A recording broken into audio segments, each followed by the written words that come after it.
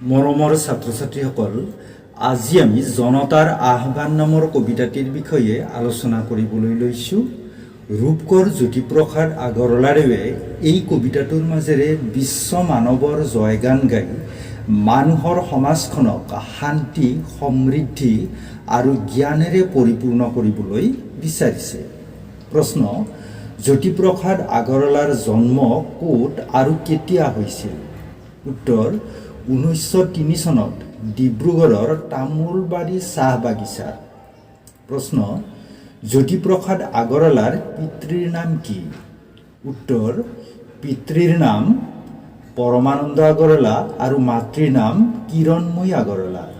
প্ৰশ্ন: জ্যোতিপ্ৰসাদ আগৰৱালাই জাৰ্মানীলৈ কিয় গৈছিল? উত্তৰ: কথাছবি প্ৰযোজনা আৰু পৰিচালনা বিষয়ত প্ৰশিক্ষণ ল'বলৈ। প্ৰশ্ন: কিমান চনত জ্যোতিপ্ৰসাদ আগৰৱালাই ভাৰতৰ স্বাধীনতা তথা গণ আন্দোলনত যোগদান কৰিছিল? উত্তৰ: 1942 চনত। প্ৰশ্ন: কিমান চনত জ্যোতিপ্ৰসাদ আগৰৱালাই ইহলীলা সম্বৰণ কৰিছিল? উত্তৰ: 1951 চনত। প্ৰশ্ন: জ্যোতিপ্ৰসাদ আগৰৱালাই ৰচনা কৰা কবিতা পুথিখনৰ নাম কি? উত্তৰ: লুইতৰ পাৰৰ অগ্নিসুৰ। প্ৰশ্ন: জ্যোতিপ্ৰসাদ আগৰৱালাৰ কবিতাৰ দুটা বৈশিষ্ট্য উল্লেখ কৰা।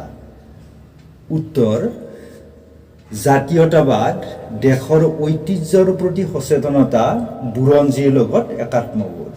আনটো হ'ল জনতাৰ প্ৰতি দায়বদ্ধতা আৰু মানুহৰ প্ৰতি গভীৰ আস্থাৰ প্ৰকাশ তেওঁৰ কবিতাৰ অন্যতম বৈশিষ্ট্য। প্ৰশ্ন: জ্যোতিপ্ৰসাদ আগৰৱালাই ৰচনা কৰা প্ৰথম নাটখনৰ নাম কি? উত্তৰ: 14 বছৰ বয়সত ৰচনা কৰা শোণিত কুঁৱৰী। প্ৰশ্ন: জ্যোতিপ্ৰসাদ আগৰৱালাই ৰচনা কৰা নাট কেইখনৰ নাম লিখা। উত্তৰ: শোণিত কুঁৱৰী, কাৰেঙৰ লিগিৰি, ৰূপালীম, লভিতা, খনিকৰ, নিমাতী কইনা, সোণ পখিলী, কনকলতা আৰু সুন্দৰ কোঁৱৰ। প্ৰশ্ন: প্ৰথম অসমীয়া বোলছবি নিৰ্মাতা কোন? উত্তৰ: ৰূপকোঁৱৰ জ্যোতিপ্ৰসাদ আগৰৱালা। প্ৰশ্ন: প্ৰথম অসমীয়া বোলছবিখনৰ নাম কি আৰু কিমান চনত ইয়াক নিৰ্মাণ কৰা হৈছিল? উত্তৰ: জয়মতী 1935 চনত নিৰ্মাণ কৰা হৈছিল। প্ৰশ্ন: জ্যোতিপ্ৰসাদৰ দ্বিতীয় কথাছবিখনৰ নাম কি আৰু কিমান চনত ইয়াক নিৰ্মাণ কৰা হৈছিল? উত্তৰ: ইন্দ্ৰমালতী 1939 চনত নিৰ্মাণ কৰা হৈছিল। প্ৰশ্ন: অসমীয়া সাহিত্য সংস্কৃতিৰ জগতত জ্যোতিপ্ৰসাদ আগৰৱালাক কি বুলি জনা যায়? উত্তৰ: ৰূপকোঁৱৰ বুলি জনা যায়। প্ৰশ্ন: আজি সুন্দৰৰ পূজা থাপনাত যাচিবি কিহেৰে ষোড়শ প্ৰচাৰ? ষোড়শ প্ৰচাৰ কি বুজাই লিখা। উত্তৰ: কোনো দেৱ দেৱীক পূজা আৰাধনা কৰিবলৈ ধূপ, দীপ, নৈবেদ্য আদি উপচাৰ আগবঢ়োৱা হয়। এনে 16 বিধ উপচাৰক ষোড়শ প্ৰচাৰ বুলি কোৱা হয়। সেয়া হ'ল আসন, স্বাগত, পাদ্য, অৰ্ঘ্য, আচমনীয়, মধুপৰ্ক, পুনৰাচমনীয়, স্নান, বসন, আভৰণ, গন্ধ, পুষ্প, ধূপ, দীপ, নৈবেদ্য আৰু বন্দনা। প্ৰশ্ন: জনতাৰ আহ্বান কবিতাটিৰ মূল কথাখিনি আলোচনা কৰা। উত্তৰ: জনতাৰ আহ্বান কবিতাটিত ৰূপকোঁৱৰ জ্যোতিপ্ৰসাদ আগৰৱালাদেৱে সাধাৰণ মানুহৰ অন্তৰত লুকাই থকা বিপুল সম্ভাৱনা বিকশাই তুলিবলৈ পুৰুষাৰ্থ কৰিছে। মানুহৰ হৃদয়ত সোণোৱালী দেশ স্থাপন কৰিব খোজা কবিয়ে সাধাৰণ জনতাৰ ওপৰত গভীৰ আস্থা প্ৰকাশ কৰি তেওঁলোকক অজ্ঞান আন্ধাৰৰ পৰা পোহৰৰ পথলৈ নিব বিচাৰিছে। জনতাৰ পংকজ ৰূপ পদুমৰ দৰে জাগি উঠা বুলি কবিয়ে বুজাব বিচাৰিছে। পদুম ফুল যেনেকৈ বোকাত জন্মে, কিন্তু বোকা বা পানীৰ পৰা ঊৰ্ধ্বলৈ উঠি বেলিমুৱা হৈ হাঁহে, তেনেদৰে সাধাৰণ জনতায়ো নানা প্ৰতিকূল পৰিৱেশৰ মাজত থাকিও সেই প্ৰতিকূলতাক নেওচিব পাৰে। বিশ্ব জনসভাত স্থান লাভ কৰিবলৈ শান্তি সমৃদ্ধিৰ সাধনা কৰিব লাগিব। লগতে থাকিব লাগিব ঐক্যবদ্ধ সংগ্ৰামৰ মানসিকতা। সেই ঐক্যবদ্ধ শক্তিক আন কোনো অপশক্তিয়ে ৰোধ কৰিব নোৱাৰে। ভূমিকম্পৰ দৰে সেই শক্তি দুৰ্নিবাৰ। অজ্ঞানতাৰ আন্ধাৰ, দাসত্বৰ শিকলি, অন্ধবিশ্বাস, কুসংস্কাৰ, শিক্ষাহীনতা, দাৰিদ্ৰ আদি আঁতৰাই পৃথিৱীৰ আকাশে বতাহে মানুহৰ পূৰ্ণ বিকশিত ৰূপ কবিয়ে কামনা কৰিছে।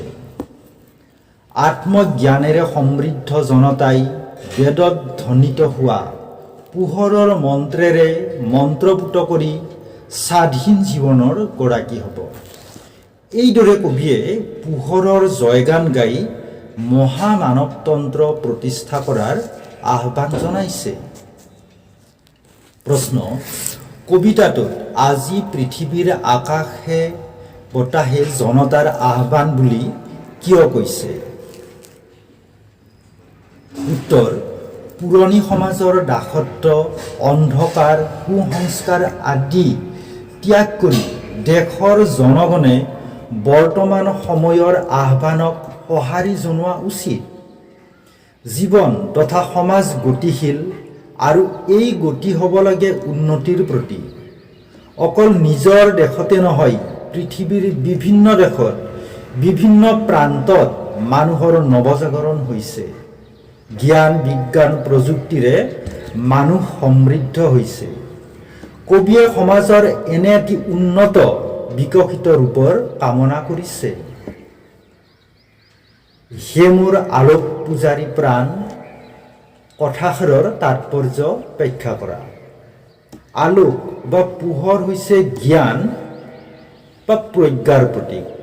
মানুহৰ মনুষ্যত্বৰ বিকাশ হ'লেহে মানুহে প্ৰকৃত ৰূপত বিকশিত হয়। দয়া, কৰোণা, পৰোপকাৰিতা আদি গুণে মানুহক প্ৰকৃত মানুহ ৰূপে গঢ়ি তোলে। কবিৰ বাবে দেশ আৰু দেশবাসী অতি আপোন, অতি প্ৰিয়।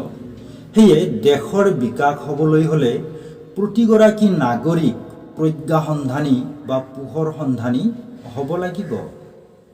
প্ৰশ্ন: কথাছবি নিৰ্মাতা হিচাপে জ্যোতিপ্ৰসাদৰ এটি চমু পৰিচয় লিখা। উত্তৰ: অসমীয়া সাহিত্য সংস্কৃতি জগতলৈ জ্যোতিপ্ৰসাদ আগৰৱালাৰ অনবদ্য অৱদানৰ বাবে তেওঁক ৰূপকোঁৱৰ উপাধিৰে বিভূষিত কৰা হৈছে।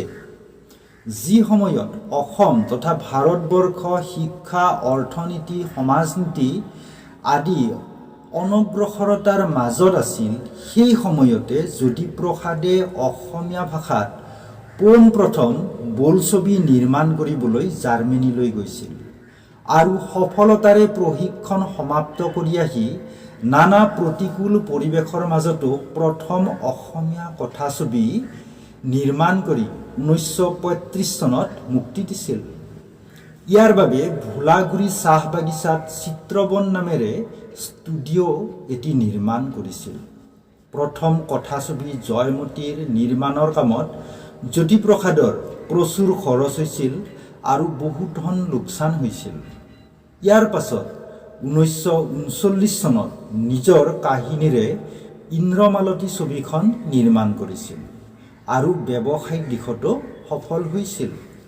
প্ৰশ্ন: জনতাৰ আহ্বান কবিতাটোত সাধাৰণ মানুহৰ প্ৰতি কবিৰ কেনে মনোভাৱ প্ৰকাশ পাইছে?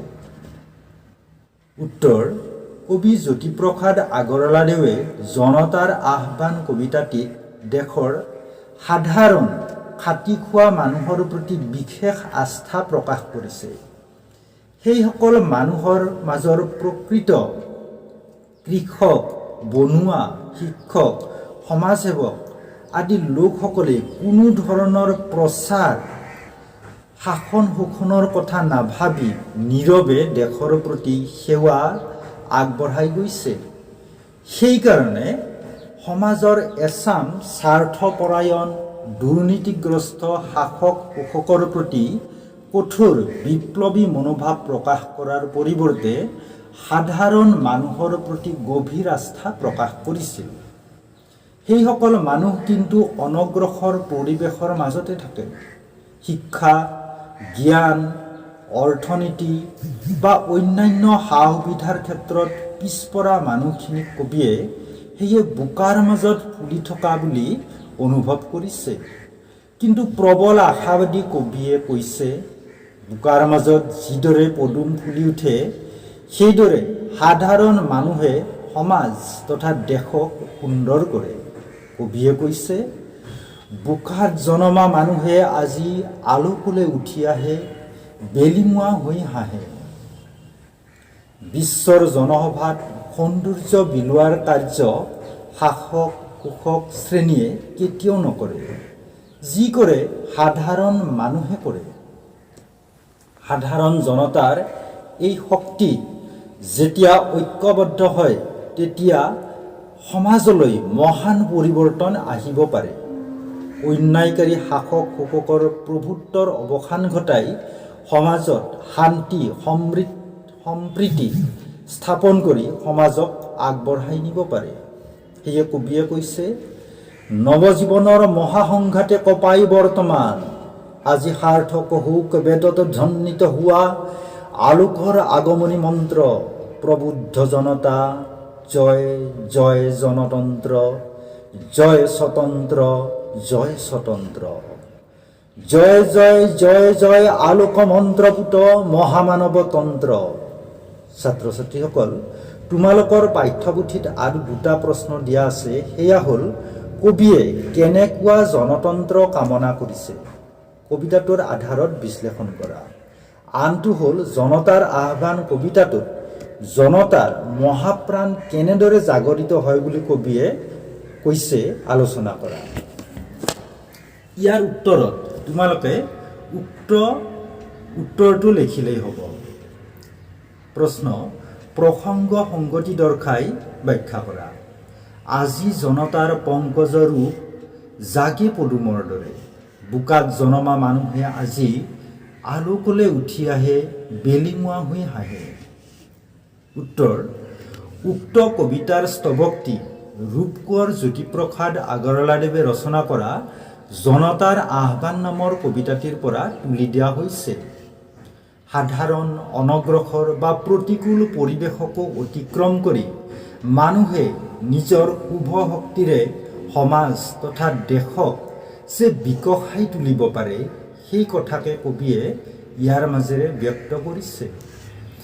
যদিও পানীৰ ওপৰ ভাগত সুন্দৰৰ শান্তি সমৃদ্ধি জ্ঞান প্ৰজ্ঞাৰ প্ৰতীক পদুম ফুল ফুলি থাকে, সেই পদুমৰ জন্মস্থান কিন্তু বোকাৰ মাজতহে।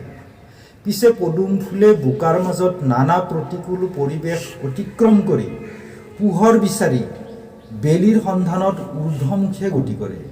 তেনেদৰে জ্ঞান পিয়াসী মুক্তিকামী মানুহেও জ্ঞানৰ আলোকেৰে নিজক আলোকিত কৰি তোলে, সমাজক বিভিন্ন দিশত আগবঢ়াই লৈ যায়।